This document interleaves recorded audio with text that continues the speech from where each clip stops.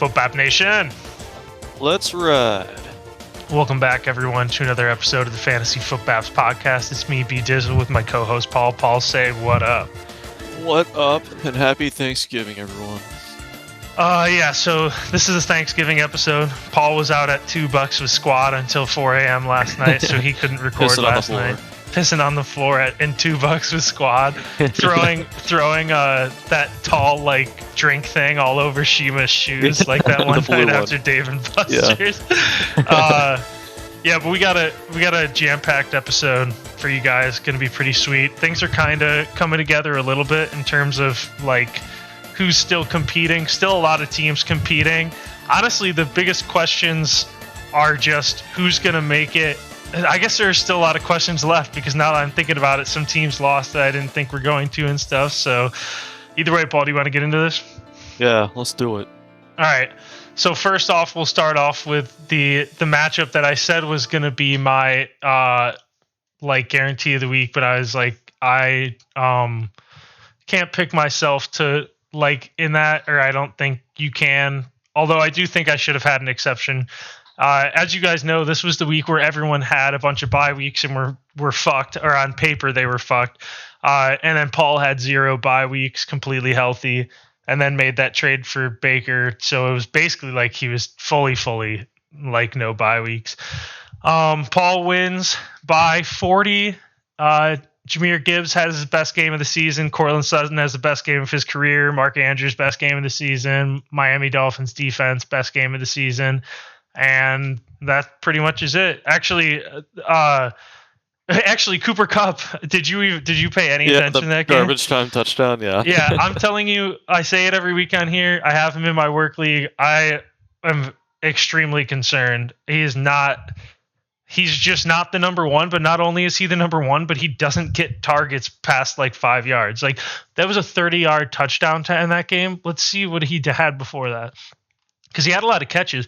So he had 7 catches for 30 yards before he caught that 30-yard touchdown with a minute left in garbage time.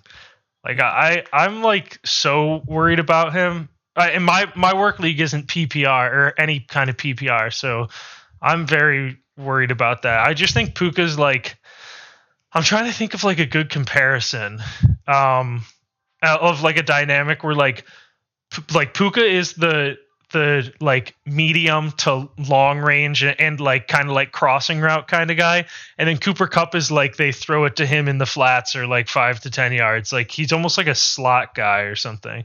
Mm-hmm. Yeah, it's but on my side, Kyler had a piss class. There were a lot of things that went wrong here now that I'm looking at this. Hunter Henry, it's kind of he's been great for me. I don't think he's gotten less than 7 points since maybe week 6 or something. Or he had that one game where he had 2, but I didn't start him that week.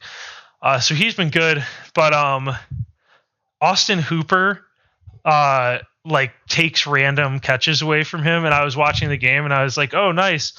Hunter Henry just caught a 20-yard touchdown, but no, it was Austin Hooper who caught the 20-yard touchdown. Just another white tight end on the Patriots, number 80 something, and they both look basically the same. Josh Downs actually had 4 catches for 63 yards called back on penalty. It was actually pretty amazing because those were the 2 games on in our area were the 2 games I cared about, which was Carolina, Kansas City, and then Detroit versus the Colts. And it was amazing. Basically every time Josh Downs made a good play, they threw a penalty and were holding offense every single time. Actually, the 130-yard catch that Downs had, they called a pick play. It was maybe the worst called pick play of all time. I don't think I can pull up a clip, but you know how a pick is usually when a guy runs into a defender and does whatever. What happened was Alec Pierce was running and then he saw the defender coming and jumped back out of the defender's way to not set a pick, and they called a pick on it. I was what the hell? So I guess the other thing about that is Anthony Richardson in general. But let me. I will show this real quick because I want to just ask you. First of all, what are your thoughts on Anthony Richardson in general at this point? Mid. Sucks. I think he's overrated. Mid or sucks? Because mid to me is mediocre. Sucks is bad. Yeah. I'll go slightly under mid. Like he can't completely suck, but he's almost there. Okay, so Anthony Richardson was 11 for 28, 11 of 28 throwing for 172 yards, no touchdowns. What do you think about that performance? Scale of 1 to 10. I'd give that a 5. Wow, a 5. He had less than 50% completion percentage, didn't hit 200 yards, and threw no touchdowns. But he But are you ran. saying, yeah, yeah. Okay, I guess I'm He ran talking a about lot. passing, not running. Okay. Strictly running, passing. All right, just passing a 3, maybe Okay. a 2. Yeah. Box score wise, totally agree. Now, again, I watched this whole game. So this was like the perfect scenario for Anthony Richardson box score watchers because he had like 125 yards and a touchdown negated by penalty or dropped by players or players not getting 2 feet in bounds. He looked really fucking good actually, and his team like completely let him down with the penalties and shit. So the penalties were like, it was like 6 catches for 100 yards were taken back on, or 6 catches for, or no, I'm trying to think. Maybe it was 5 catches for 70 something yards back on penalties. And again, 60 of those were Josh Downs, which was hysterical. But then they're like tight end. Let me see if they're tight end. Yeah, Ogletree dropped a wide open 25-yard touchdown. I couldn't believe that. And then this Ashland Doolin guy couldn't get 2 yards in bounds on a perfect throw. I want to say Michael Pittman dropped a pass. Adonai Mitchell definitely dropped a pass. It was bad. So I was going to say, like, this is a crazy, like, the discrepancy between how bad those numbers look for Anthony Richardson versus like how good he actually played was actually kind of unbelievable. That being said, I'm not like a believer in him at all. Like I don't think, my main thing is I don't think he'll like stay healthy, but I also just don't think he's amazing in general. I don't know if he ever is going to be amazing, but like I will say he played so much better than this box score. When I checked it after the game, because I think it was Nick Barlow was like, Anthony Richardson's a complete mess and he sucks and stuff. And I was like, I thought he looked actually pretty good today. Like he had some stuff called back, but he looked pretty good. And then I went back and then I checked the box score and I was like, oh my God, that box score looks terrible, dude. What the fuck happened? And then I realized like all those good, basically every good play he had was negated by like a penalty or like a drop pass and stuff. And yeah, kind of crazy. But yeah, Paul 2-0 against me this year. So 2 of my 5 losses are against Paul, and things are basically back to normal. Because remember last year, you swept me. Yeah, I swept you to get it to like maybe I was like 5-8 against you instead of like 3-8 going into last season. Now it's back to 5-10. But this does feel like this is what always happens every year, though. For the most part, I feel like you don't like this was a little different because your team did really good. For the most part, I feel like it's just my team sucks, and I think it's where I play you in the schedule. I play you the first week of the season every year, and my team just always sucks the first week of the season. It doesn't matter what season it is. Besides that one year in 2021 or whatever, my team just sucks in the first week of the season. It doesn't really make much sense to me. So my lowest scoring game this year was against you that week 1. I scored like 75. And then my second lowest scoring week of the year was this week against you, 82. So it's like I play you week 1 when my team just sucks week 1 every year. And then I play you during my bye week every year. And I just lose have that. great defense. I think that's the yeah, I think it just is like I play you on my bye week, and then I play you in the first week when like my guy, I must just draft players that like don't show up in the first week or something every year. It's kind of crazy. So that was one rivalry week game down. This one was pretty crushing, actually pretty hysterical. Not hysterical. This was bad. Nick beats Chip 86-76. If you guys remember last week, Chip essentially traded Baker Mayfield for Javonte Williams. And if you look at your screen right now, Javonte Williams scored 1 fantasy point. Now, I was saying last week, first of all, did you get inspiration from me with, I'm going to spoil a little. But Paul traded Baker Mayfield, who he got from Chip, for Bucky Irving. Was that because I said that was what I would do, or did I only tell Chip that? No, I don't think he told me. I I had that in mind afterwards. I was going right for Gorman's team with Baker, so I knew he probably wanted him. Yeah, because I at least told Chip, and I definitely told Nick Barlow also, because we were talking about the trade. Because Nick has Javonte Williams and literally dropped him to waivers weeks ago and was like, he's a horrible player in fantasy. I was like, I know. So I texted him and I was like, dude, someone gave up Baker Mayfield for Javonte. But basically, that was the first thing I said was if I was Chip, I would go to Baker. I'd go to Baker's house. No, I'd go to Gorman, who doesn't have a quarterback, and he's not playing Bucky Irving, and then trade Baker for Bucky Irving, and I'll almost guarantee you Gorman would take that trade. And then you did just exactly that. I don't know why. Chip, did you go to Chip or did Chip go to you originally on that trade? Originally, it was the 1-for-1. It was. I know, but did he go to you for that or you to him? Oh, I went to him first, and then it evolved. Yeah, I mean, yeah, I guess maybe Chip thought that. Yeah, it's just, I don't know. I get so jealous of people who have like assets to trade on their fantasy team and then like don't do that, trade them correctly, or like make a bad trade with them. Because to me, it was pretty obvious if I had Baker Mayfield, I would trade him to Gorman for Bucky Irving, who he's never going to start, but he will start Baker Mayfield every week.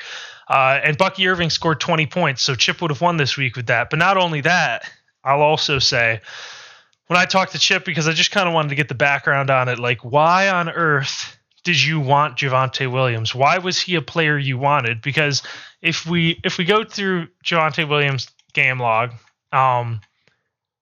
Javonte was so he had 17 points on 9 touches against Atlanta, or I guess he had 4 catches, 9 carries. But the week before he had 1 touch for 1 yard. And basically the only week he was like good, essentially, New Orleans, who at that point I think were the worst run defense in the NFL. Basically Javonte's been like a mess. Ever since the Carolina game, that's when I was like, okay, something's up. He's not as good as I thought, because he only gets 44 yards against them. That's crazy. Yeah, and Nick was the same way. I think that's why he dropped Javonte, was because week after week, like, Javonte would score 25 points, and so he'd start him the next week, and then he'd get him 7.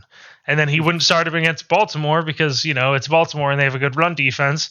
Then he gets 9. And then he started him against Kansas City, 1. And then not against Atlanta, 17. And then against Las Vegas, 1. Like, so my whole thing to Chip was like, why did you want Javonte? Like, he's not a good football player. And we're talking about a guy that only plays like 50% snaps. Like, we've already seen before that it is possible for Javonte Williams to score 1 point in a fantasy game, and he came back and did just that. But not only also, that, go ahead.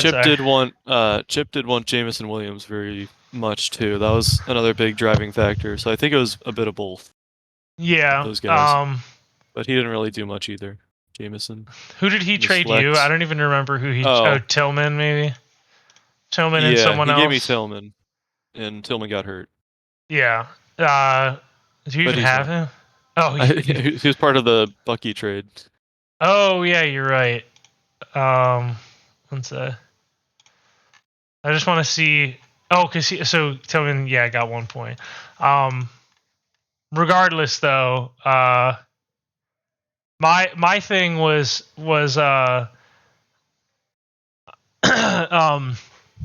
Chip was like, I was desperate. I needed him. And there was no one on waivers I could pick up. And I was like, I honestly would probably be like Justice Hill. Probably would have been okay with him. He scored like 16 points. Chip would have won. The other guy was Amir Abdullah, because Alexander Madison was ruled out. And I was like, could have just picked Amir Abdullah up. And it looked like Madison like wasn't going to play and shit.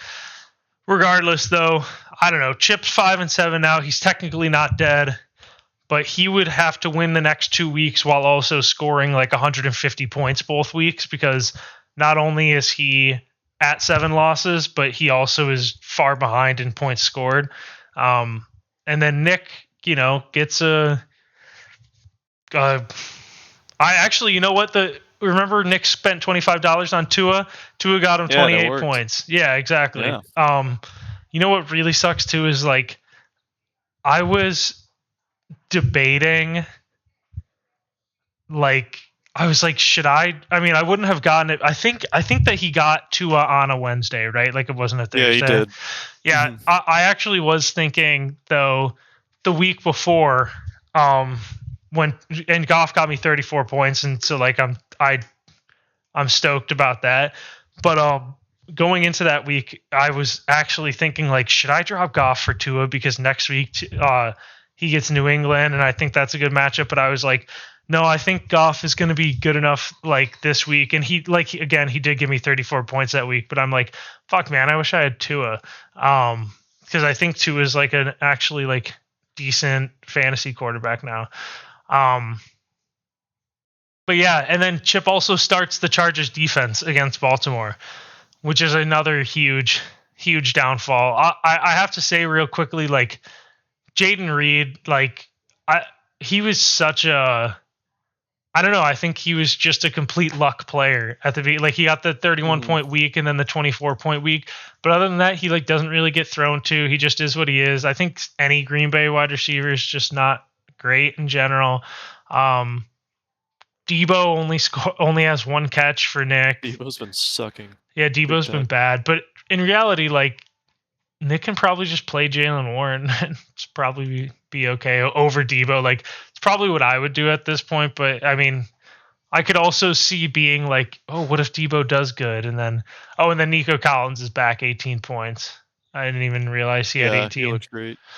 Kyren is just a not good real life running back, but he scores a touchdown every week, so he's good for fantasy. Yeah, but as long as he gets that touchdown, he's fine.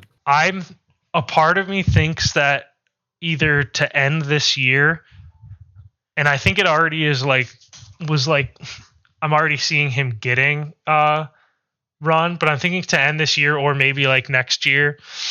I think they're just going to be splitting carries between Kyren and Blake Corum. Yeah, it just comes down to like, I think Blake Corum on paper has looked like at least like the same to me. So he only had the one carry then. I must have seen his only carry then Blake Corum. I was like, yeah, maybe they're good. Maybe they're good. Because I remember them giving it to Blake Corum and him getting 5 yards. And me being like, dude, I don't know. He just looks like a better like runner than Kyren on the like little touch he's gotten. But like, I would imagine, I don't know, maybe the Rams are just really going to run Kyren into the dirt in next year too. But like, it is kind of strange to me they're not trying like anything out there.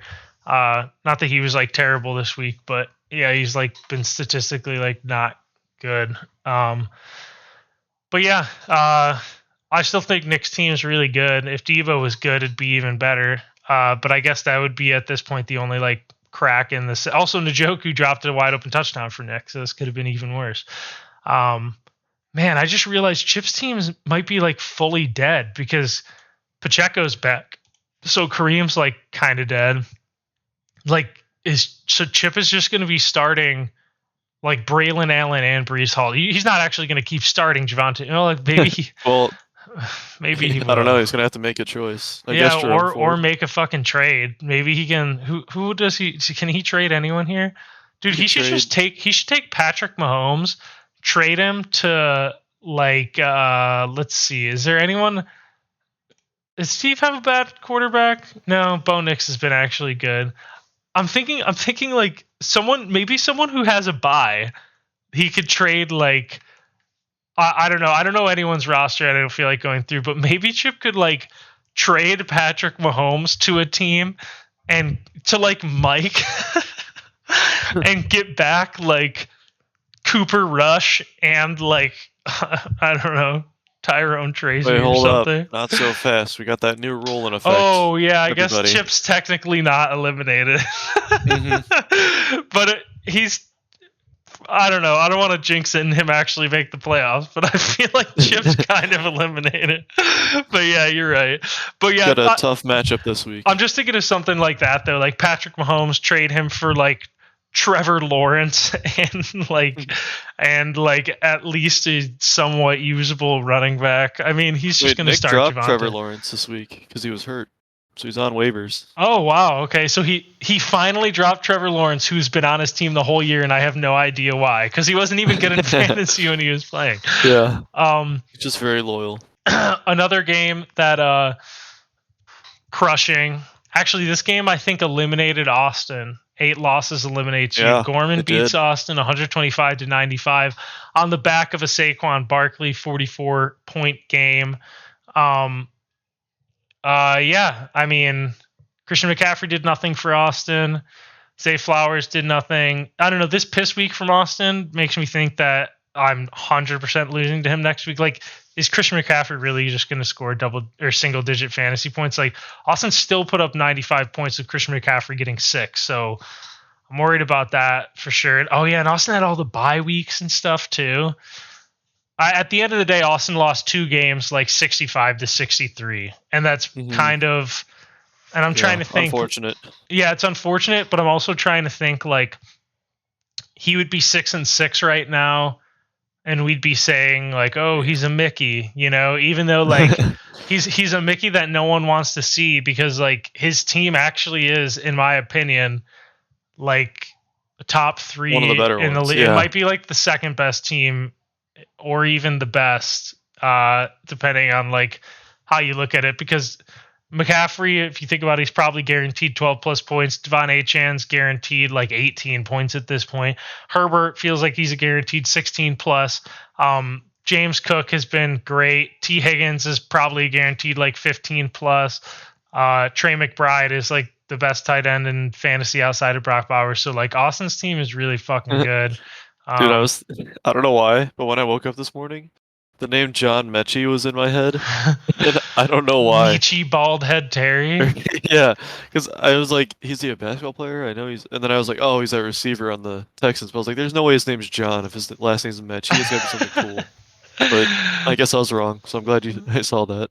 John Mechie. I'm actually shocked he's even on a fantasy team, to be honest. I don't know why he's on Austin's team. Wow, Gorman got 0 points from Quentin Johnston and still won by 30. Dude, 5 targets, no catches. I was happy to see that. And he dropped like 3 of them too. But yeah, I don't think Austin's team even played bad. Like, say Christian McCaffrey gets 12, he still scored 101. It was just kind of like, I don't know. Just plays a high scoring team. Yeah, unfortunate. And Gorman's doing all this scoring basically completely on the backs of Barkley and Henry. And also, let me point out, Austin had Sam Darnold, started him the week he got 6 points. And that, now that I'm looking at it, that was the only. I actually don't know if Gorman needed to trade for Baker Mayfield now that I'm looking at it. No. What the fuck, dude? How was that only QB 10? He's only had 1 game under 14 points. Am I looking at that right? Dude, that's like a good ass fucking fantasy quarterback. Yeah, I don't get it. Well, yeah. So Austin started Darnold on the 1 week he sucked, and I texted Austin. I was like, he's gonna have a good game. Like, I already have a feeling.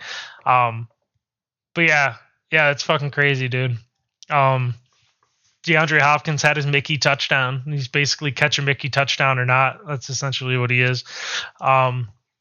But yeah, Austin, I think, eliminated. We'll see when we get to the standings. And then Gorman keeping himself alive. He's at 6-6. If Gorman wins one more game, he's in. Because a part of me feels like there's going to be multiple 7-7 teams. Potentially. This final week, yeah. It's going to come down to the final week. Yeah, it depends on what teams do this week. But like, say like 3 teams with 7 wins lose next week and Gorman wins. Now there's 4 teams with 7 wins. It's like, okay, not every single one is going to win their game. Like, there's probably going to be at least 2 7-7 teams. And then I think Gorman takes the tiebreaker there with points scored. This game was dumb. Steve beats Dave 86-60. I'm curious to see. I want to look and see if things. I I unfortunately think, and Dave is 1-11, so it's whatever. But I don't think Dave paid attention to his lineup because he played Russ, Najee, and Pickens in the snow game. Like where the over-under was 35 points. Why would you start literally anyone there? But Stafford scores 19 on his bench after scoring like 28 last week. I remember Dave was like, I should have started Stafford when he said that last week. So +6, so that means Dave's down. Well, yeah, Dave would be down 86 to 66 at that point. Then if he played Addison over Pickens, he would have gotten 20 more points. So that's already 86-86. And then Rashad over Najee. Yeah, so if Dave didn't play the 3 Steelers players in the 35-point over-under, which I will say, I said it to Dave too when it happened. I was like, I can't believe you started these guys. And he was like, it wouldn't have fucking mattered. Like, no way I would have played Rashad White. And I was like, what the fuck, dude? Rashad's been like good. Like, what are we talking about here? So, I don't know. Remember we did that? We did this with Dave last week, and he would have lost by 0.04. Now, if he would have made the right moves this week, he would have won. Like, I don't know. I guess to me also it fucking sucks because Steve is definitely a team that I need to lose. Like, has Steve won 2 Mickey games in a row now? I was just gonna say, I feel like it has to be. Maybe not. Oh, it was the one against Austin. That's why. 2 weeks ago. Yeah. So Steve, in the last 3 weeks, he's won a game 63-58 and 86-60. So it's like, what the fuck, dude? So like, oh my god, yeah. Actually, think about it. The playoffs would basically be decided at this point because I think there's 8 teams going for it. If Steve lost both of those, he'd be 5-7. The playoffs would essentially be decided between you and Gorman, right? No, there's 8 teams up for it unless you count Chip. Chip is 5-7, but he's basically out. There's technically even you guys at 8 wins are still fighting for a spot because anything can happen. But yeah, like me, Steve, Dewey, Gorman. I think, am I missing someone? Who the fuck am I missing? There's definitely someone else that's like has 7 or 6 wins. But either way, all of us at the very least are fighting for the last spot. And if you think about it, Steve doesn't win both of these. He's 5-7, and we're basically like all locked in. But yeah, disappointed in Dave. I don't know. Is there any way you would have started any of those guys in the snow game? I definitely wouldn't have. Fuck no. I would, especially Thursday night. Like in 2, I mean, yeah, it's already those Thursday games are night slow game. pace and shit. Like, yeah, it's just not good. Thursday night game with the lowest over/under of the year, and there's supposed to be severe weather.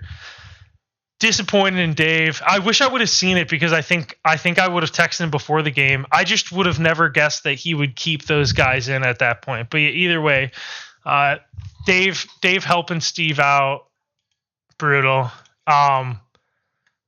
But let's see. Next game, we already touched on, or no, we haven't. I think we talked about this before we started recording. Mm-hmm. Dewey moves to 75 after beating Kyle. Huge upset here. Dewey beats Kyle by 50 points. And Dewey had a bye week. So Dewey had Bijan, Devontae, and Drake London on a bye. So he started, but it doesn't matter because Waddle scores 25 points out of fucking nowhere. Jonnu Smith is like on a tear right now. He scores 20 points. The Texans defense got him 18 points. Have they? Oh, they got him 17 last week too. Wow, sneaky good Texans defense this year. That's crazy because when I've watched them, they haven't looked that great. Yeah, that's crazy. Since week 6, they've been great every week except one. I guess they've scored a touchdown the last 2 weeks, but yeah, I'm like looking at it. They just get a lot of sacks and turnovers, basically. It looks like. So yeah, that's kind of crazy. Jaden Daniels, this didn't feel like he got 30 points, but apparently Jaden Daniels got 30 points. And then Terry, I don't know if you saw what happened in that game, right? Yeah, the very last, pretty much like one of the last plays of the game gets an 88-yard touchdown. Yep. So Terry he was having a piss class. Terry literally had like 2 fantasy points and then caught an 88-yard touchdown, which doubled up points for Dewey. Like, but even if you say that doesn't happen, Dewey still scores like 110 or like 100 to 110. So yeah, it would take points away, but like not enough for him to lose. I mean, Dewey started Romo, Dunze, and Cam Akers in one at the end of the day. Yeah. We got to touch on Kyle's team real quick. Joe Mixon has a piss class, and this is. I think he'll be okay. I think he'll be okay, but what I was Tennessee good or no? I think they're like mediocre. They're okay. They're such a bad team that they give up a lot of rushing yards because the other team is rushing against them the whole time. But Texans are kind of frauds, so they weren't winning the whole time. But they did try to run with him a lot. It just didn't work. No, I was gonna say Joe Mixon to Kyle is Saquon and Derrick Henry to Gorman. Where if Joe Mixon doesn't score 25 points, Kyle's team looks a lot different. So that's always one thing to monitor. The other thing is he's been good at starting Ramondre on the right weeks. I just don't know how long that lasts. I don't know how long like Pollard's gonna last. Like he gets 20 points from there. There's a lot of things there's a lot of random shit that could go wrong. Yeah. So basically, Kyle's team, if everything goes perfectly, is good, because if everything goes perfectly, Hurts gets 25, Mixon gets 25, Pollard gets probably like 15, Puka gets 16. Yeah. Garrett Wilson, Brock Bowers too. Forgot about him. Garrett Wilson has the potential to get those things. So when things are going perfectly for him, they're going perfectly. But like a lot of his guys are like big question marks to me in terms of like, I don't know, what if those things don't happen? Like, I guess I always kind of get worried about the players that you weren't expecting them to do something and now they're doing it, right? So like, I do get worried about Mixon. I get worried about Ramondre. Like, even though he's been not great this year, he's been better than I expected. Like, he's had weeks where he's been good. Pollard, the same thing. Like, he's kind of done about what I thought, but like, has done better. I don't know. Kyle's team, when everything's clicking, might be the best, but he's got a lot of up and down guys, basically. Like, none of his guys are consistent. Well, I guess Joe Mixon was, but but now with Gardner Minshew out for Brock Bowers, I don't know if that's a good or bad thing. I mean, it's definitely a downtrend, but who knows? Let's see what his game log. Yeah, Brock Bowers game log without Gardner Minshew. Let's see what he's done. Oh, it's only been one game, and he had 9 catches for 71 yards. All right. I was going to say, I don't remember Brock having like a bad game at any point, but that is a one-game sample size. You never know. Maybe, I don't know. I just feel like Brock Bowers gets so many targets. He's going to get so many targets no matter who's at quarterback. He gets double-digit targets weekly. Yeah. Was that with the O'Connell? This one was with the O'Connell one. Oh, okay. It was without Gardner Minshew, I said. Yeah. I'm just looking. Yeah, it was Aiden O'Connell. I was just saying who the starting quarterback was. I know O'Connell started 1 week. He started and got hurt, and then I think that's why they went back to Minshew. I think Minshew got benched. Actually, shout out to Dewbag, man. I mean, didn't really matter. Big brain. Well, yeah. But yeah, really, benching Hawkinson and playing Jonnu Smith. I thought that Hawkinson was on a bye, but he just big brained it for an extra 5 points. This game also was huge for Dewey because we'll get to the standings. Dewey scored 135 points, but when we get to the standings, we'll kind of go over that. Last game we're going over with, and just going to breeze over this one. Ryan playing Mike. We all guaranteed that Ryan would win. Yeah, that was... Mike didn't start a quarterback. Even if he did, he would have lost by 30. It doesn't matter. It is what it is. Cooper Rush didn't have a horrible game, but congrats, Ryan. I can't wait to put in the schedule calculator at the end of the year because I have a feeling. Remember last year we did it, and even like you were like, how many wins did you have last year? I swear I had 7. No, I'm pretty sure you did because you had like 2 wins on the year, right? But I had 7 and whatever with his. Yeah, there was no one that would have Ryan's schedule and have gone below 500 last year. I'm gonna just look real quick at the schedule here, because we don't need to go over that game. That's Mike didn't even start a quarterback. Where is he? Nick Chubb. Thank you. I kept thinking it said Nick said. Yeah, so Ryan's had 70, 88, 43, 75, 81, 82, 78, 64 scored on him. So I'm thinking that's that's your wins right there. Everyone would have 7 wins like that.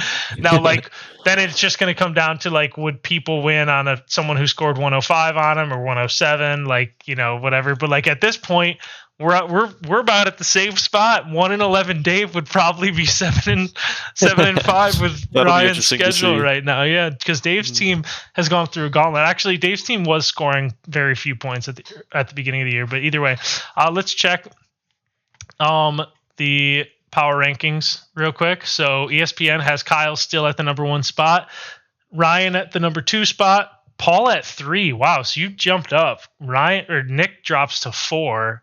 Do you have more points than him on the year, or does Nick? Maybe Nick hasn't set his lineup yet, or something. I'm definitely lower than Nick, I believe. Then Nick probably hasn't set his lineup or something for this week or something. Or do you play someone who sucks? No, I played Chip.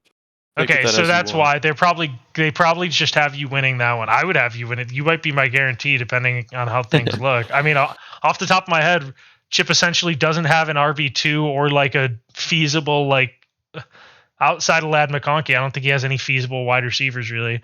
Either way, Nick is at the 4 spot.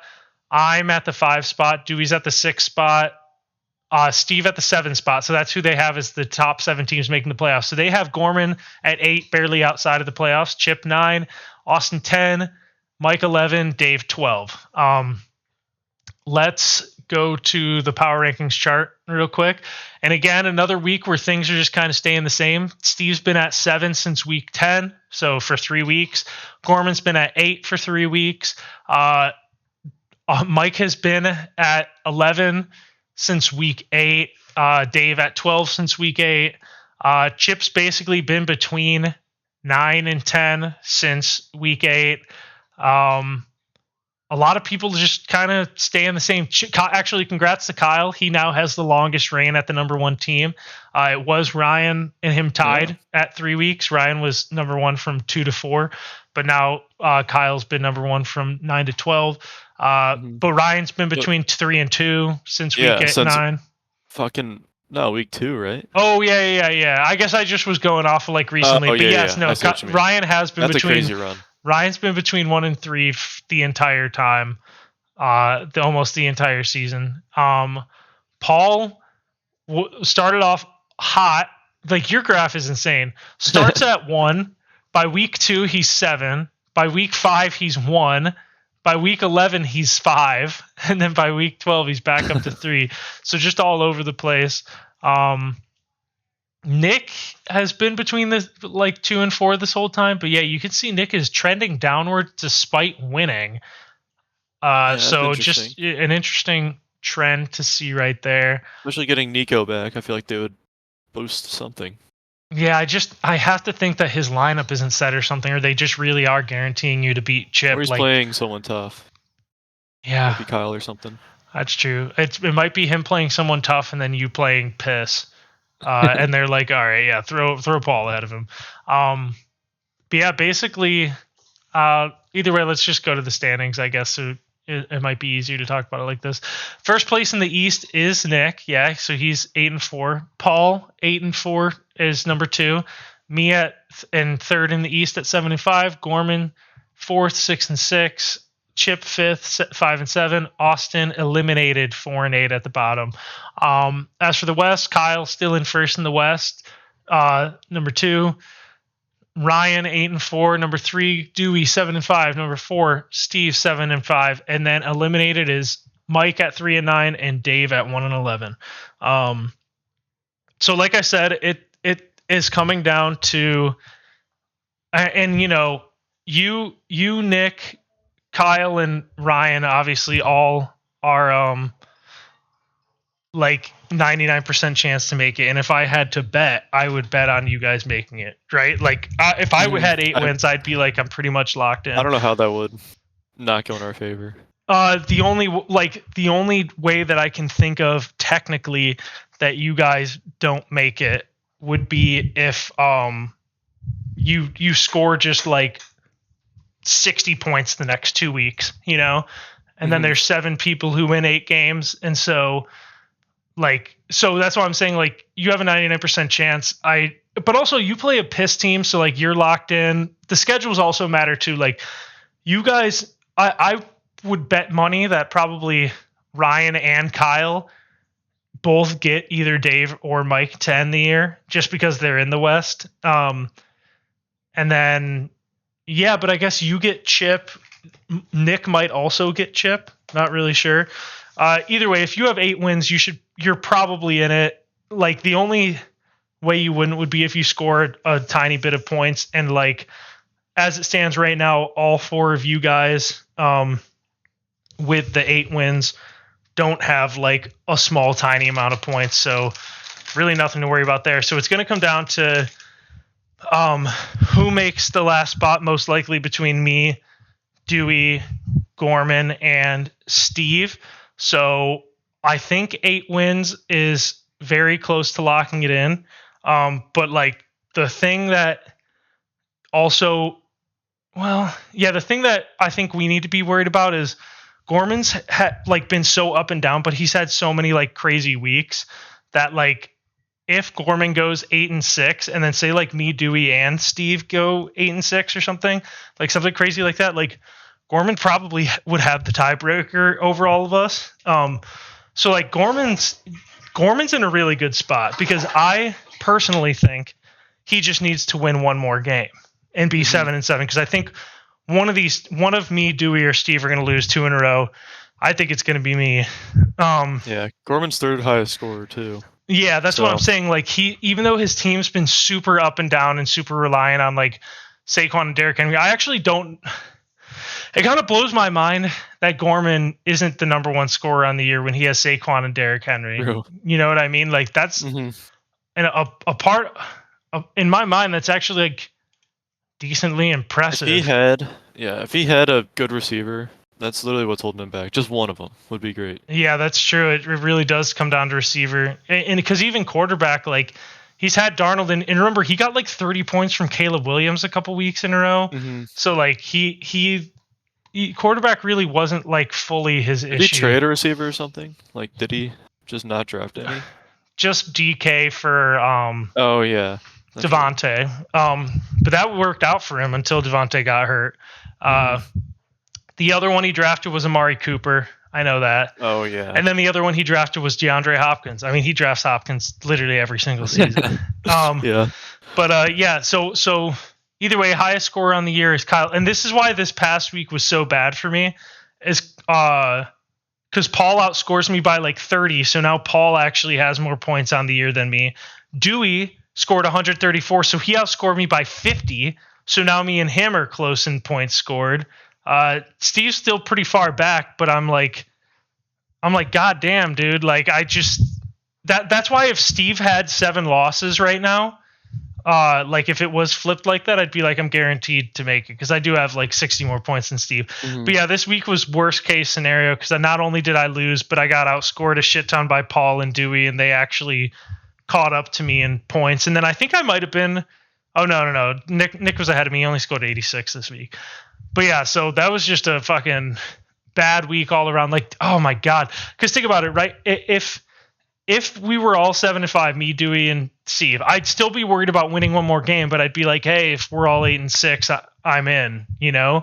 I can't believe Dewey outscored me by 50 or like more than 50 because he scored 135. He outscored me by like 55 points, and he's still 10 points behind me on the year. That's kind of where I'm at this year. And I think you might be also, Paul, is I just never had like I guess I had 124 points, but for the most part, like my team, like I never had those like 150 point games or like anything like that. Like Gorman has 150 points, 125, 121, 125, like inconsistent, but he's had a bunch of like crazy high games. I want to say Kyle's like the same way too. Yeah, 142, 124, 125, 127. Like I just haven't had those. I like a game like that really. I've kind of just consistently scored like 100 to 120 points. But like that's basically it. As for points allowed, Ryan has 50 points less scored on him than every other team. Mickey. Mickey, and then Dave has the most scored on him. Chip has second most, but I think Dave is also Chip's like really low on points scored. Crazy.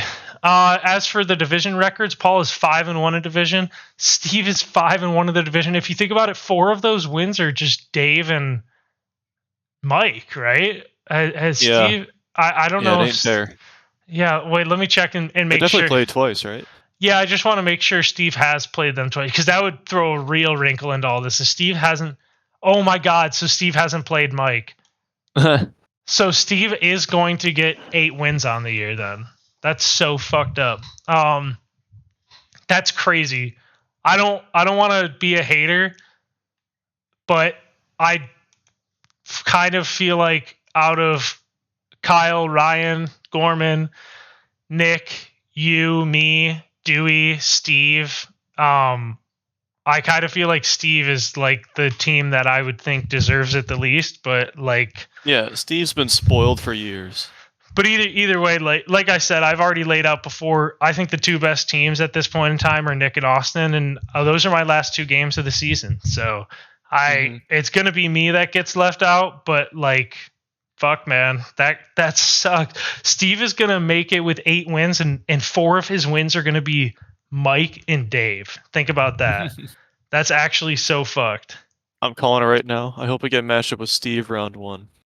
Oh yeah, I think everyone would want to be matched up with Steve round 1. I mean, he's winning 2 games with 80 and 60, like that's so huge for like making the playoffs. But yeah, Steve's 5-1 in division, Ryan's 5-1. Now I don't think Ryan ends on Dave or Mike, so I think Ryan does have 4 wins already against those 2 teams. Mike's 0-6 in our division.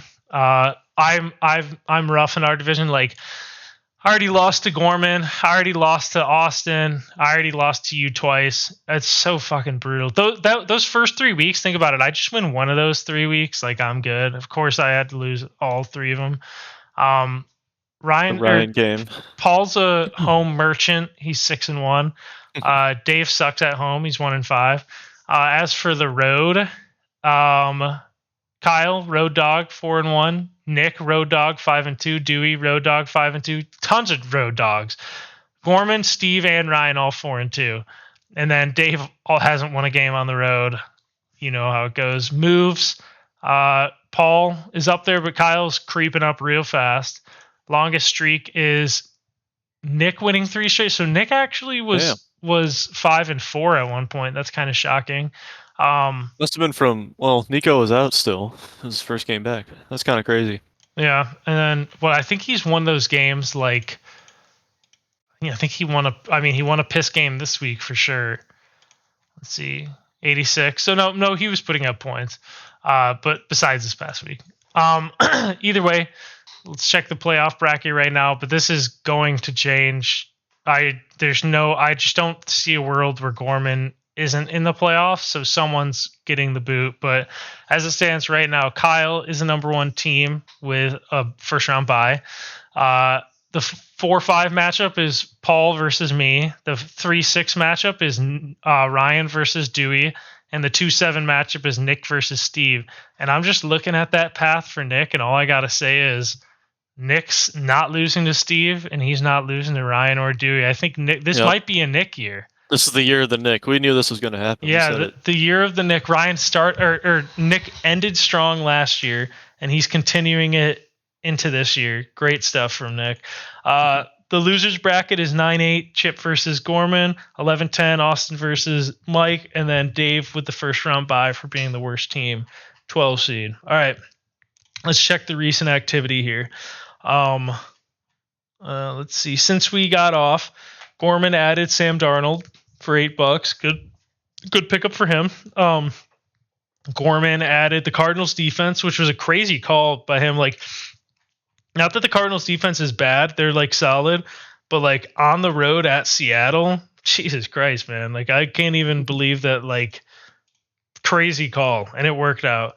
Me and Kyle traded. I traded Rico Dowdle for Josh Downs. Kyle needed a running back, I think, this week. And the waivers looked bad, and then I got Josh Downs. I saw that, I was like, I thought because Josh Downs has looked great, and he was only projected like 8 points, which I was like, there's no fucking way he goes below that. I thought I was gonna have a Josh Yeah, Downs I know masterclass. I got you like lucky. crying I was scared. fleece on like basically everything that doesn't involve you. Like when it's you, you're like, it's not a fleece, it's a good trade for all parties. But then like I trade Rico Dowdle for Josh Downs, and you were like, you just fleeced him. This isn't fair. I'm vetoing. And I'm like, it's Rico I didn't Dowdle say for that. Come Josh Downs. What the I fuck? was just afraid. All I was that just panicking. for again, Josh Downs got 63 yards taken away and broke his shoulder, so he's probably out for the year anyways. So yeah, great trade by me. Totally fleeced Kyle, according to Paul. Chip added the Bears defense. Wait a second. Did he drop the Bears defense then also? Why did he? Either way, the Bears defense got -1, but he must have picked up the Bears to play over the Chargers and then like forgot. They both got -1. It wouldn't matter, but that's kind of crazy. Kyle picked up the Packers defense. This one confused the shit out of me. Did Kyle play them this week? I don't think he did. Who? Kyle, the Packers defense. I don't think he even played I don't think so either. the Packers defense this week. He's at the bottom. Yeah, let me check. Let's see. Yeah, he played the Bucks. Oh yeah, because they were playing the Giants. So this is the one that confused the shit out of me. I saw this when he did it. Shit, where was I? I don't know why he did this, because Miami, Detroit, Seattle, is he picking them up to what? Even like New Orleans isn't. They have Derek Carr back, so they're not even like that terrible. So I'm like, did he pick up the Packers defense to play in week 16? Like that's hardcore. That right there really makes me wish that like he had 7 wins right now and loses his next 2 games and doesn't make the playoffs. If you're fucking picking up defenses like 6 weeks in advance, like that's actually just so fucking like bizarre. But yeah, like look at that schedule. Do you think it's just New Orleans? My only thought is maybe he thinks the championship game is week 18 for Chicago, which they're not. But I saw that and was like completely dumbfounded. I don't really know what he was cooking up here. Well, what rank are they? Go to the top. I think they're 13 or something. Okay. And that was they're 5. They're 5. They were 13 before they got 13 points against the Niners. I have no idea. He's cooking something. Maybe he was trying to maybe his opponent didn't have a defense. And he was like, no, because Dewey had the Texans. Yeah, I don't really know what was happening there, but I saw that and I was like, I don't know, setting up for week 16 against New Orleans. I don't even know if that's like that great of a matchup, but like maybe it is. I don't really fucking know. Then we have the trade that process. So I already talked about it, but Gorman traded Bucky Irving to Paul, and then Paul traded Gorman, Baker for Tillman. I'd say it's like decently even. We have a lot of other fucking dumb shit happening here, which I'll get to. Yeah, my thing for Bucky is because week 14 doesn't matter as much now. Well, you're only going to play him one time, right? Well, I guess maybe you'll play him against Carolina this week. I don't know what your team looks like. But just for next week, my bye weeks are looking ugly. And I wasn't sure if I needed... Let me throw this out there. You should start Bucky Irving over Jonathan Taylor every week, in my opinion. I mean, I wouldn't be opposed to it. No, I mean, he plays Carolina and Vegas, too. I wouldn't fucking play Jonathan Taylor. He sucks. Either way, I would say you won the trade. Because I think Bucky Irving is like a top 15-ish running back. And in my mind, we're back to where waiver wire quarterbacks are good. Like Goff, Tua, Bo Nix, Drake May has had stints. Like there are a lot of guys that have been picked up and played for a week and been really good. So yeah, Gorman gets Baker. I guess you would rather have Baker than starting Sam Darnold, but Sam Darnold looked good too. So I would say you won because Bucky Irving's good. But I think Gorman wanted to have someone he felt really good about. And yeah, it's kind of hard to trust Sam Darnold even with him doing good every week.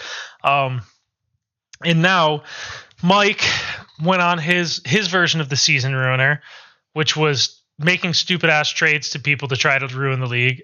Paul started the season ruiner trend. Technically Dewey did. Dewey tried making that dumb trade last year that was terrible. That was like Bijan Robinson to Chip for like Zamir White or whatever. And Chip was like, he meant to do it. It's a good trade. And I was like, are you fucking kidding me right now?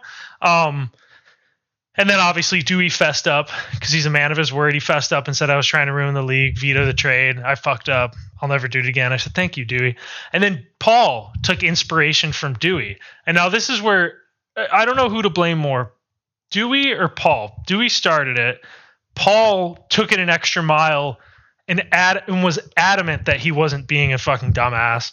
And wasn't on his binky, drink my baba, put my binky in, baby wah mode. Paul went and traded, if I recall, Jordan Addison. No. Paul traded DK Metcalf, Lamar Jackson, and George Kittle, was it? I didn't have Kittle, I don't think. It was a mid-tight end. I didn't have anyone good. Okay, well, maybe it was like Taysom Hill at the time. Okay, so I'll say you traded DK Metcalf, who was a wide receiver 1 last year, Lamar Jackson, who, I mean, like we always talk about how inconsistent he is, but when we get to the replacement, we'll kind of get into that. So DK Metcalf, Lamar Jackson, and Taysom Hill to Chip for Justin Fields, who at the time that this trade was made, Justin Fields hadn't played in like 5 weeks, and he was a game time decision heading into that week. Jordan Addison, who's like was fine, but he was a rookie last year, and then Alexander Madison, who was a fucking terrible fantasy player last year. And Paul actually had the audacity. You've come out afterwards and said, if my team was good, I wouldn't have made the trade, which is enough for me to say you were trying to actually cause havoc last year by making a stupid ass trade. No, my mindset was I wanted. No, your mindset was when I asked you why you said it, you texted me and said, I like the Vikings. That's true, but I did want no one from my draft day team to be on my roster anymore. That was my goal, but I accepted some questionable trades. So you single-handedly got Chip into the playoffs because remember, Chip's team wasn't good. I mean, he was starting Fields, Addison, and Madison, and he got to replace them with Lamar and DK Metcalf, and then Taysom Hill for like a couple weeks. So you did kind of like do what you wanted, which was cause havoc and fuck up the league by getting Chip into the. My intentions were not that. And you know what? I want to go back to the standings because off the top of my head, last year's standings, off the top of my head, who didn't get in? Yeah, it was Mike. I can see why Mike was doing this because Mike missed the playoffs. He was 7-7. Chip barely made it at 8-6, and Chip ended the year 3-2. I don't think he would have won any of these games. These were all like Lamar Jackson masterclass games. So if I were Mike, yeah, I would have been fucking pissed too, dude. You single-handedly kept Mike out of the playoffs. So Mike decided to go on baby mode this year, taking inspiration from Paul. And like I said, I think if everyone in the league would have come together against Paul last year, but again, Paul's good at like, I don't know what you do, but Paul's good at like manipulating people into thinking that trades aren't as bad as they are for them or for like whoever, like, cause I always see them and I'm like, well, not every trade Paul does, but like there's a good amount that Paul does that I'm like, this is a horrible trade for the other person. How did you even get them to do it? And I'm right every single time about those. But like I can't like, I can't say anything about it because like the other person did agree to it. Like I can't veto it or anything. But either way, Mike sent out a plethora of horrible trades. The one that Ryan was actually kind of on his last year Chip shit, which was Ryan got what? Mike has Travis Kelce, by the way, at tight end, and Mike offered Ryan like offered Ryan Jamar Chase, the number 1 fantasy receiver, for like George Kittle and DK Metcalf or something, right? Mm-hmm. Yep. And I was like, and Ryan was like, well, if we're if we're going off technicalities here, the ESPN Trade Finder is telling me that this is an even trade overall. And it was like, yeah, except for Mike already has Travis Kelce. He's doing a dumbass trade, like already a bad trade. Like replacing Jamar with DK isn't good. And then Kittle is still a tight end. Like maybe if that trade was like Mike giving up Jamar Chase and then getting back, who's Ryan's number one running back? I can't remember. Fuck. I can't remember either. God damn it. I know he has Chubb. That's all I think of. I know that's the only running back I could think of on his team. Wait. This is last year. This brought me back to fucking last year's, dude. You gotta be kidding me. All right. Because I feel like he has a good running back on. Yeah, Jacobs. That's right. Okay, like, you know what? I would have let it go if it was like Jamar Chase for Justin Jefferson and Taysom Hill or something, or Jamar Chase for DK Metcalf and Josh Jacobs, right? Like something that at least equals the value.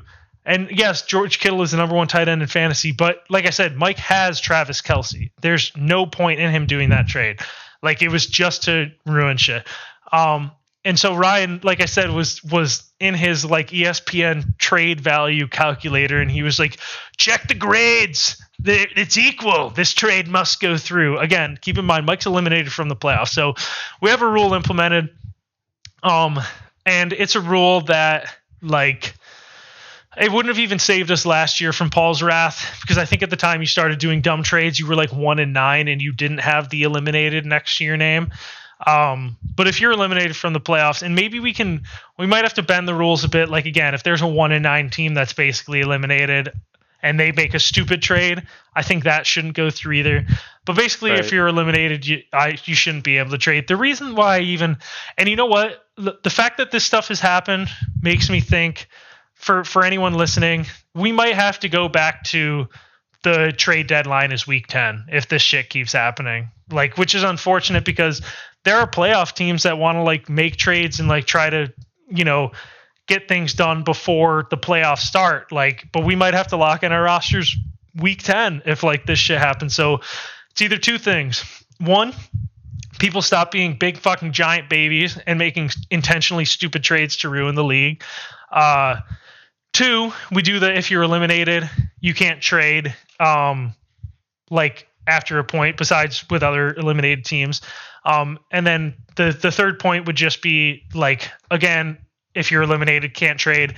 But also if you're like 1-9 and technically not eliminated, you also can't trade. So we'll figure it out. But so we had something go through, I guess. I don't know. Mike and Gorman were making multiple trades, apparently, I guess. Or they made a trade and then it had to get vetoed. I don't fucking know what's happening anymore. So that's what all this garbage is, just Mike trades. And then, you know what? Mike actually did come through with a blockbuster afterwards because Mike and Dave swapped Sterling Shepard and Sean Tucker. So blockbuster there. As for the waivers this morning, Paul adds the Cowboys defense. This is interesting. Is it just because they play New York, I guess? And then you're like, oh, they play Carolina. That should be a good game. Not that. It's just for this week. I'm just wondering. My other one, take a look. Keep it the Ravens defense. Yeah, they've been really good this year, actually. They haven't, but the Giants are just, I feel like they're the worst team in the league. Them or the Raiders, it's just experiment week. Yeah, so. I did see the Ravens out there, but when I looked and they hadn't scored double digits in any game but one, and I was like, I don't know if I could do that. But yeah, hopefully that goes well. I don't like them being on the road and shit, to be honest. Good pickup, Paul. Like I said, and I'm not even saying that like in a bad way. I'm not saying they're a bad pickup. I'm saying I saw them and just was kind of like, I don't know if I like, because I was thinking of dropping someone and picking them up, but I had too many guys on my team that I liked that I was like, I don't think I could like realistic. Like, I don't even like Travis Etienne, but like, I don't think I can drop him for the Ravens defense 1 week against the Ravens or against the Giants like on the road, and that's like in the playoffs, you know. Maybe if it was week 14 and I needed a defense.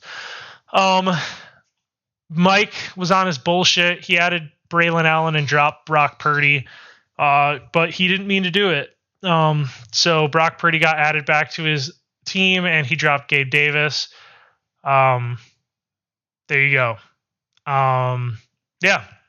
Well, let's get to this week's matchups. Not much happened. I'm kind of also shocked that no one picked up any defenses. Like, I was literally the only one to make offers on any of them. If They're you look all at the offers shit. report, I know, but like, I'm surprised no one like is desperate for something. Everyone has like 2 defenses, which is why which is why the selection is like so fucking garbage. Either way, to the scoreboard. Let's check ones that are bullshit. All right, bullshit number 1. Kyle played game literally meaningless. Dave's 1-11. Kyle's 8-4 in the playoffs, guaranteed. There's no way that he misses it in my mind. And Dave's 1-11, so it doesn't matter.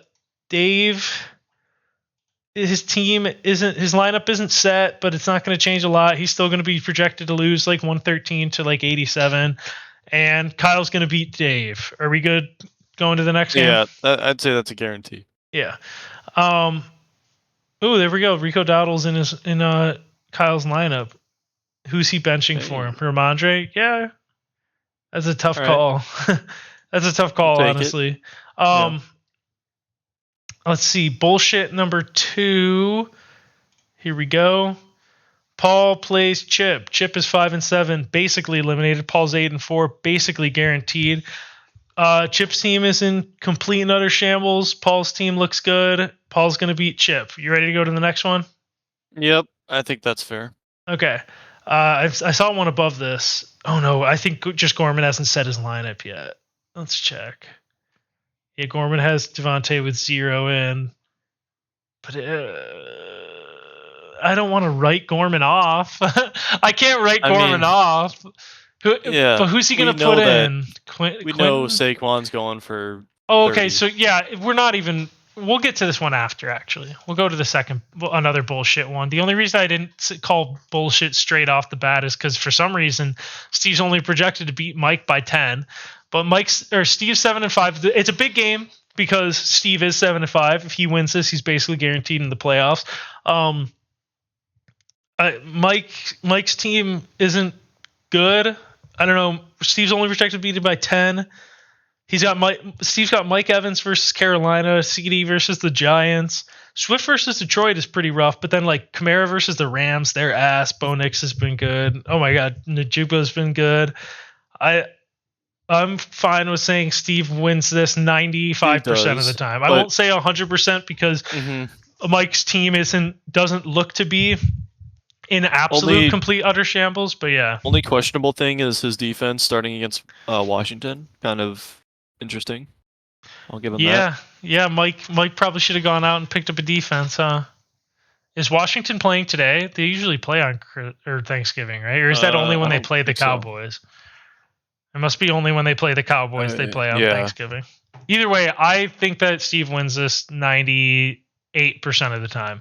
So I'm going to chalk this up with we're not going to talk too much about it. Last time they played, Steve won by 25. So Steve should lock up a playoff spot this week. All right. Big game. I'd say that's game of the week, no doubt. This one? I'm trying to look. Because I think this one's going to be good too when Gorman sets his lineup. But yeah, we'll start off with this potential game of the week. 2 West teams, Ryan versus Dewey. Dewey out for revenge. Ryan smoked him last time, 132 to 89. Right now they're projected dead even, both 104 points. Is Monty playing? Do we know? Because that could really throw a wrench in Dewey. So. Listed as questionable. They still haven't updated him. I think Monty's playing. If Monty doesn't play, I guess Dewey's just going to willingly start Cam Akers. Like, why the fuck did he not pick up a running back off waiver? Either way, assuming Monty plays, I think this game's going to be a good one. Lamar plays Philly. I think Lamar's going to be fine, like he always is. Jacobs plays Miami. I think he'll be good. He's been good. Denver's run defense isn't as good as its pass defense, so I think Chubb should be fine. I don't think Chubb's going to get 20 points, but I could see him getting like 8. Jefferson versus Arizona, I think he could do really good against them. DK, George, I don't know, actually. Now that I'm looking at this, I think Dewey might have this matchup locked up. Because I think go ahead, sorry. Yeah. I was just going to say, I think it'll come down to a Jonnu Smith masterclass, because Ryan, he had his chance to pick him up, but Ryan does have George Kittle. I mean, why would he? But he did get Taysom Hill, so I mean, he could have got Taysom Hill over Marv. Yeah, that's awesome. he could have had Jonnu Smith on his roster. I mean, at this time, his team is better without him, but I hope it's the Jonnu Smith revenge game for Ryan not picking him up when he was named Devontae Smith books. That is true, because we did say him not picking up Jonnu Smith was messed up. Because his name at the time was Smith Books. Yeah. Also, Ryan's been talking a lot of shop. He's trying to get rid of Taysom Hill.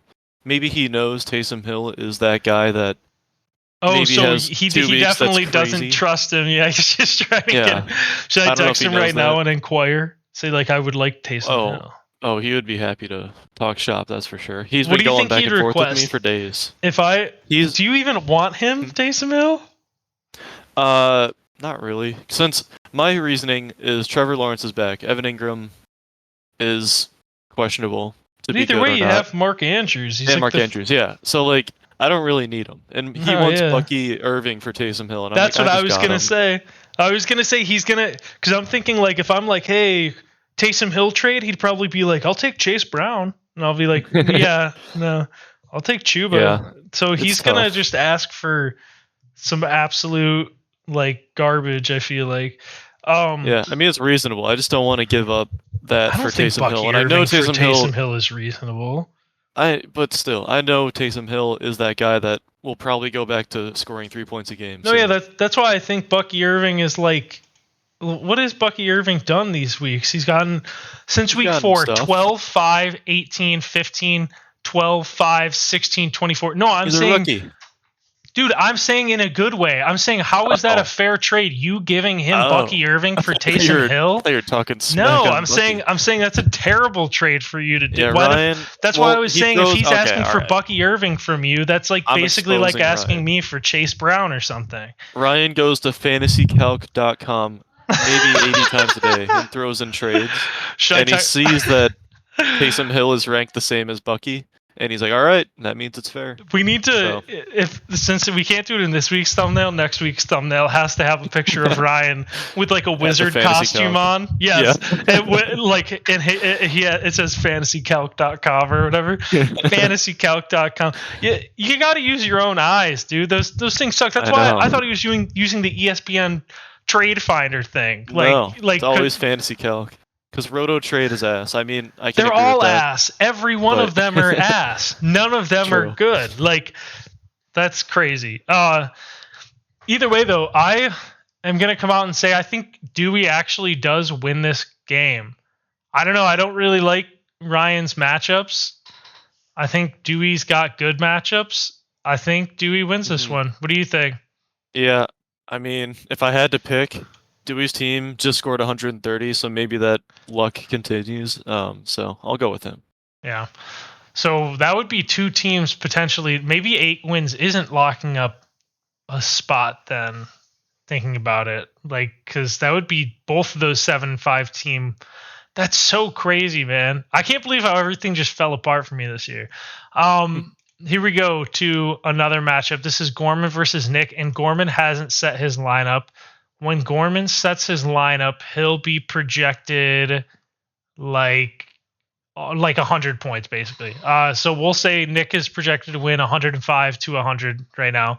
And again, I think Gorman might win this because I'm just looking, and besides Nico Collins, Nick just has bad matchups for all his guys. And I mean, truthfully, Saquon should be projected 25 at least. Yeah, he's just seriously. Sicko mode. So I'm chalking this one up to Gorman. I think he has to win, and he's gonna do it. Yeah, I think it's safe to say Barkley and Henry are going to combine for 60. They could do 60 also, but 50 at least. Hopkins going against Vegas, he should have a good game. Aaron Jones against Arizona, he should have a good game. Well, who does Baker play? Carolina, he should have a fucking good game. Yeah, Mhm. this is. I think Gorman's actually going to win this one. So yeah, that should be a big win for Gorman and also a big loss for Nick because then Nick would be 8-5. So yeah, this one has pretty big implications, but I think Gorman's gonna win this one. Mhm. Last one, just straight depression. Austin 4-8 is eliminated from the playoffs. I'm 7-5. I had a stretch where I went 7-1. But it's all completely fallen apart. And now I play Austin, who's a top 2 team. I'm the only reason I'm not projected to lose by more is because they have Chuba Hubbard projected like 16. I don't really know where that's coming from. And even Chase Brown against Pittsburgh 15. I don't know. We'll see what happens. James Cook plays the Niners. I think their defense is kind of ass. Zay Flowers plays Philly. Their secondary is kind of ass. Christian McCaffrey plays Buffalo. Their run defense is ass. I think Green Bay's run defense in general isn't bad, but I think Devon Achane is like kind of matchup proof because he's going to catch like 5 passes for a touchdown. Herbert plays Atlanta. That's a good matchup. I don't know. It's depression season up in here. So then it's gonna come down to next week. I think me and Gorman are both going to be 7-6, and I'm going to have to hopefully win. And I'm going to have to hope that Gorman loses because I'm not going to have as many points as Gorman has on the season. Who does Gorman play next week? Chip. Okay, I'm actually fucked. No, I'm thinking about it right now. I literally have to win my next 2 games because if I win like only one of the 2, like I said, Steve and Dewey are guaranteed to win this week. So yeah, I literally have to win my next 2 games. That's so fucked, man. How did this end up like this? I end on Austin and Nick, like the 2 best teams. It's just fucking depressing. So yeah, I'm proud that my team made a comeback after starting 0-3. I got all the way up to 7-4. At the end of the day, it comes down to that game against Ryan. You know, I lost 84-82, and that's going to be what ends up doing it for me. But damn, man, that kind of fucking sucks. Do you have anything else to say, Paul? No, I feel like we covered it all. We do have great matchups. I do think you could pull it off. It'll be a good match. I can't pick one way or another. There's 3 games this week that I can't pick a winner of, and then the others are just washes. So it's either going to be close or just a horrible matchup. Yeah. Garrett. Well, I don't think that Garrett. I don't think it's fair to guarantee like Kyle over Dave or who is it, you over Chip. I think that's not fair. Yeah. My guarantee is going to be Dewey over Ryan. I'm going to actually, you know what? This week feels so easy to me on paper. I'm just going to go ahead and guarantee Kyle over Dave, Dewey over Ryan, Steve over Mike, Paul over Chip, Gorman over Nick, and then Austin over me. I'm guaranteeing every single one of those games. I know you're saying you can't pick, but when I look on paper, I don't see how any of those teams that I picked lose. And then we're going to head into next week. Next week would then be like, once all those go through, then next week it would be basically me versus Gorman. And if Gorman wins his matchup where it looks like he is, then I guess it wouldn't matter if I win next week. I would just not be in it. So yeah, it'll be, yeah. I think this week is going to be kind of a lame one. I think that those teams that I listed, I mean, not lame as in like maybe the games will be like close in some way, but I think that all those teams I named are going to win, guaranteed. But well, we gotta hope for the best. That's what I'll say. Well, let's me hope for the best. You're already in the playoffs. I'm saying that for you. Yeah. Yeah. Gotta hope for the best. All right. You got anything else to say, Paul? Nope. Just another great matchup. Hopefully next week it, lines us up for another great week that relies on one win for people to make it, which will be exciting. Mm-hmm. That's what I'm cheering for. As long as it's like one person or like two people fighting for the last spot, I don't care. I want something to look forward to. So hopefully that happens. Well, it's That's what I'm definitely cheering. going to be. Yeah, it just sucks because I guess if it does come down to me and Gorman, there's really going to be no fighting for the last spot. Who does Gorman play again? Chip. I think Chip. I think it was Chip. Chip is the worst team in the league at this point. I'm being serious. I don't think Dave's team is that bad, and I know like Mike gets Pacheco back and shit. His team isn't that bad. So Gorman literally gets to play the worst team next week, you know? So that's how I see it. So I guess it would be kind of lame. I guess and if you want to have it come down to between a couple of teams, then I think you're going to want to root for like Steve or Dewey to lose, one of those two. And then it would come down to me and one of the other ones. But yeah, do you have anything? All right. There's a dog in here. Hey, dog. Happy Thanksgiving, dog. Happy Thanksgiving, dog. Yeah. Yeah, I got nothing else. Just go enjoy some food, you know? Thanksgiving. Yeah. All right. All right. Yes, sir. All right, Footbap Nation. Let's ride.